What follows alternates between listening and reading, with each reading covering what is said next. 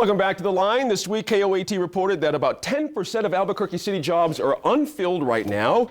Those positions are in the departments that include solid waste, transit, others. City officials told KOAT they are studying the issue, including how salaries here in Albuquerque compare to other cities. And Tom, you were here last week and we talked about the economy and things you noticed anecdotally and then hard data, kind of mashing those two things together. This is an interesting one because it seems to me if you take 10% of those jobs and average about $45,000 per job or something, that's a lot of money that could be floating around this economy right now in purchasing power.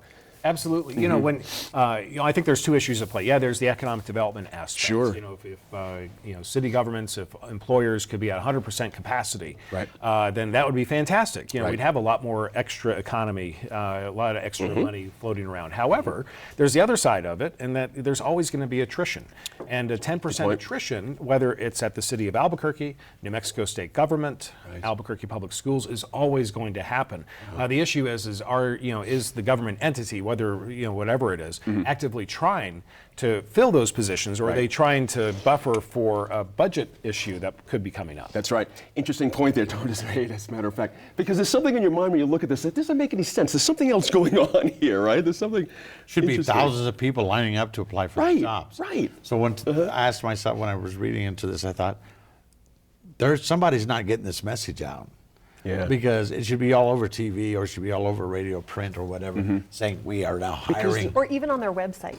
Exactly. Someplace. Exactly. So, good point. The question is, who is holding this back, and what is the reason for it? Sure. 10% of the workforce unemployed. I mean, that's missing. We're paying for it somewhere. So, how many people are getting overtime? That's expensive. That's right. The police department, that's a tough one right now. Sure. Because that is not the kind of job everybody's wanting to go for. That's a good point. It's under a lot of scrutiny all over the country, and including Albuquerque. Sure. So that one I understand. The bus driver issue, these guys getting their, CDL, whatever, and moving on, that's understandable. Sure. I thought I saw the other day in New York City, $95,000 a year to drive a bus, and $70,000 or somewhere in that neighborhood when you retire. That's a tough one. I mean, if you had that opportunity, that's what you wanted to do the rest of your life, you'd probably want to drive down Manhattan somewhere. Interesting.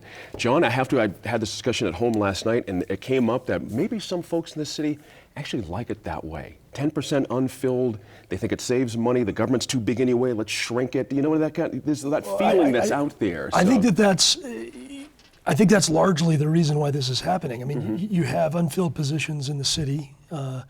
You have unfilled positions in state government. And if you take a look at the jobs numbers since the Great Recession, we've had huge declines because of the federal sequester, the so-called automatic cuts in defense spending in particular, which has hit New Mexico very hard.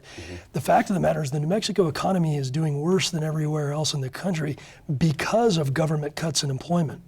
So regardless of whatever excuse wants to come up, jobs that can be filled should be filled. That's one of the few tangible steps that we can take to get it back up and the economy back up and running. And if you look at the jobs numbers overall in the state, we have been hit huge with declines in federal, state, and local employment.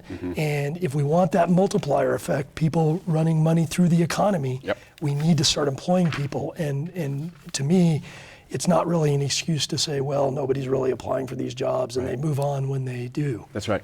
So I seem to remember, John brought up the state cuts. I seem to remember there was a push when that was happening, that getting folks into other jobs. That was part of the deal. If you're going to get run out of the state job, we're going to find you something else somewhere else. You'd think there's a lot of talented people on the streets of Albuquerque right now who could fill those positions in a day. I believe that there are. I think it's interesting that really we've only heard about two departments. Yes. But those two departments are likely to hire people who were amongst the hardest hit in the Great Recession. That's right. People who may not have a college degree, may not have been working before in high-paying jobs. That layer of our economy, of our population, really does need the work still. I mean, this is the sector that has improved the slowest in terms of their employment numbers. And so I think it's interesting that these two are pointed out. It was sanitation and bus drivers. Yeah. I don't know that those would be as hard to fill as the city has presented. That's right. And this issue of this commercial driver's license and people moving on, the city has said, well, we're looking at this issue, we're looking at pay issues. Look faster. Right. We need to fill these positions. Very good point. Tom, things still have to get done. The government still has to function. Things have to.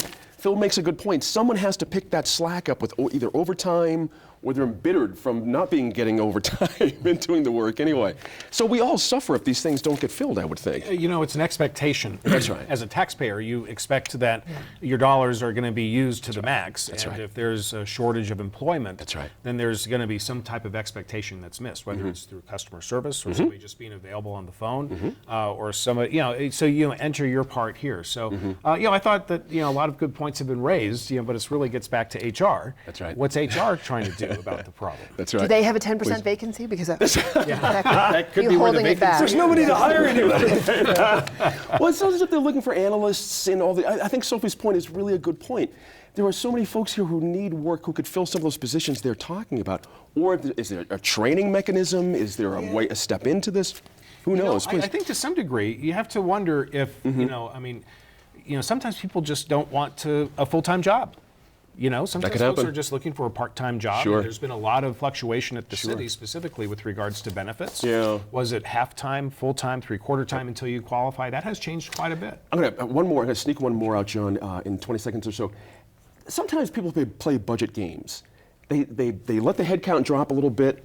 Say, look, we can still get our stuff done. Don't need as much money. You see what I mean? Sometimes you can play a game. Is that what's going on here in your view? Is there something else going on? I think there is part of it, and there's the economic argument that we really need to be employing as many people as possible. Yeah. But I have to say that I have not personally seen a decline in the sanitation department's performance. I mean, I think they Right. do a really good job, at least in my neighborhood, and I don't know if other people have. So I'm not hearing a lot of complaints about city services. Right. I mean, I do think some of the maintenance is not quite as where it used to be. Sure. Some of the road maintenance, that kind Sure. of thing, just from my own personal experiences. But I think it's a discussion we ought to get going on what level of government do we really have to get the service that we require.